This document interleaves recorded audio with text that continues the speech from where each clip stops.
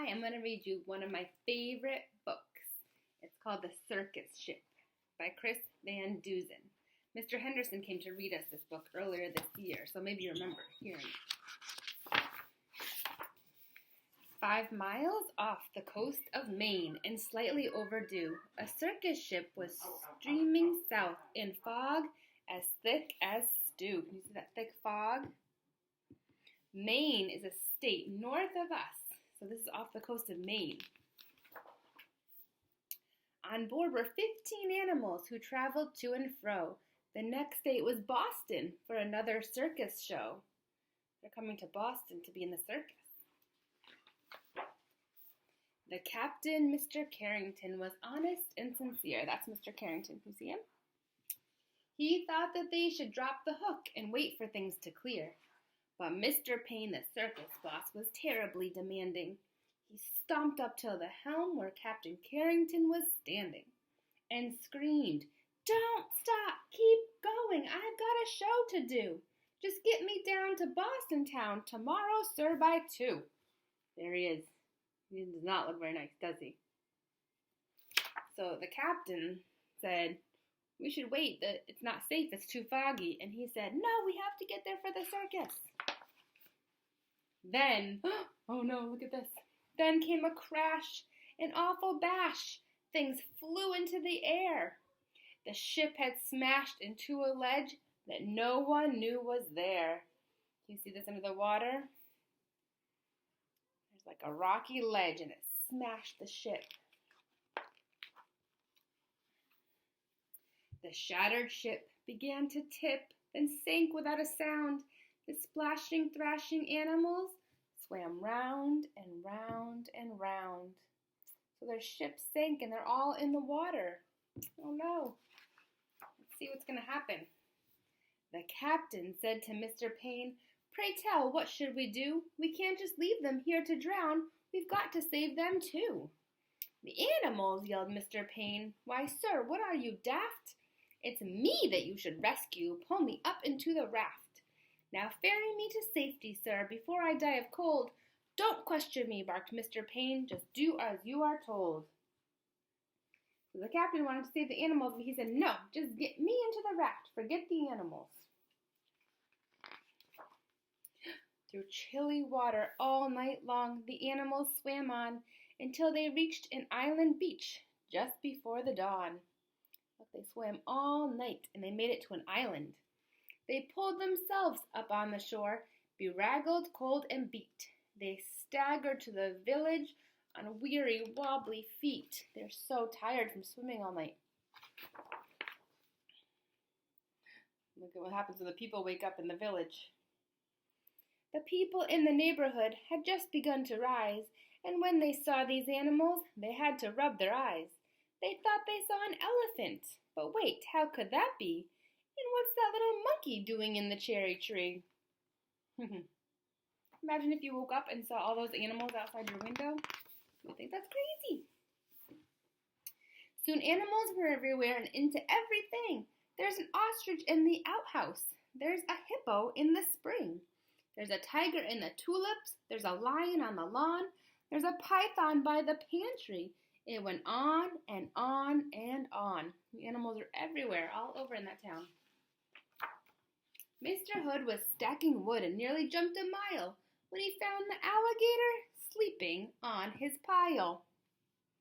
And Mrs. Dotty Daly, who grew daisies by the bunch, discovered that the zebra had been munching them for lunch.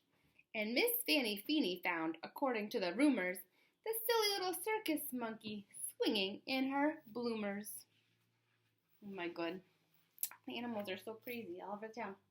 But everything changed quickly, like the turning of the tide. The night the abbot's shed caught fire with Emma Rose inside. So can you see here in this picture? There's a shed there on fire, and the little girl was inside the fire in the shed. From high above the abbot's farm, the tiger saw the shed.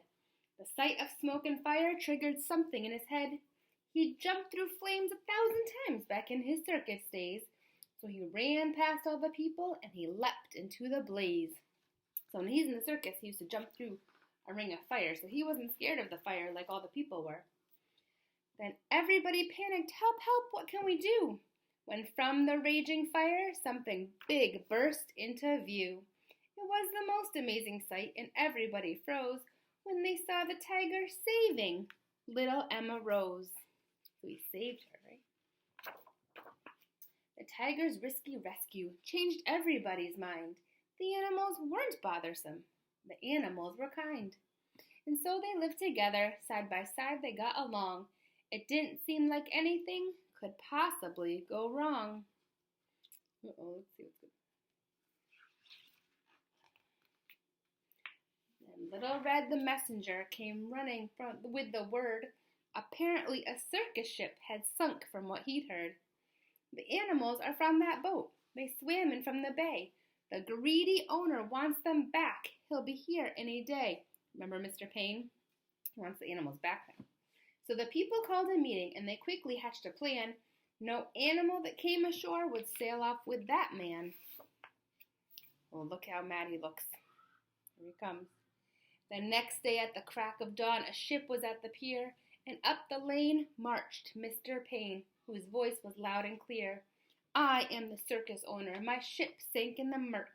I've come to find my animals and put them back to work. He hiked until he came into the center of the town. His face was red. He scratched his head. He stood there with a frown. Mr. Payne looked high and low, but he still couldn't see the 15 circus animals of his menagerie. So he can't see the animals. But they're all in this picture. I'm going to give you a minute to look at the picture. See if you can find some of the animals. There's 15 hiding in there. The people in the town helped disguise them. Do you see some? Let's see. Here's 1, 2. Look at this guy dressed like a person. 3. Look at the snake is wrapped around her like a scarf. 4. The chimpanzee's pretending to be a baby. 5, 6, 7. Look at that. Let's see. 8, 9. Giraffe. Pretending to be a flag. 10, 11, 12, 13. There's one there. Let's see. Oh, the alligator. 14.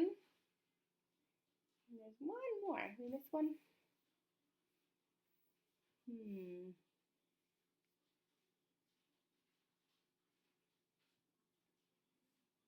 Oh, 15, the tiger. These camouflage back there. I didn't see him. They're all hiding. The townspeople helped them hid from him. So can he find them? He can't see them because they're all blending in. They're all camouflaged. He ran around the alleyways and searched the village square. He even checked a chicken coop. His animals weren't there. Mr. Payne was tuckered out. His heavy chest was heaving. Then Little Red stepped up and said, I think your boat is leaving. Look at him running for the boat. He ran off in a fit of rage. His ship was leaving sight. So he jumped into a rowboat and he rowed with all his might. And from that day, they liked to say their lives were free of pain. It was a happy, peaceful place upon the isle in Maine. Isn't that a good book? And then it's off again.